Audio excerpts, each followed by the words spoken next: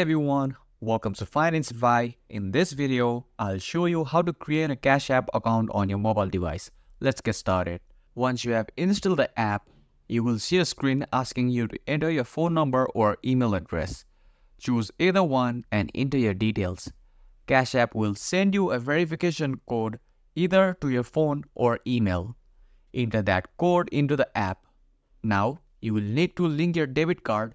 Enter your card number, expiration date, CW and zip code.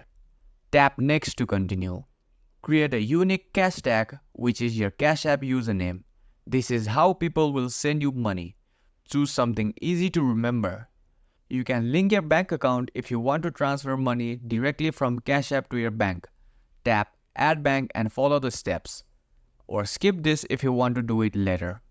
Once you have completed all these steps, your Cash App account is ready to go. Now you can send and receive money instantly. And that's it. You have successfully created your Cash App account. If you found this video helpful, don't forget to like, subscribe, and hit the notification bell for more finance tips from Financify. Thanks for watching, and I'll see you in the next video.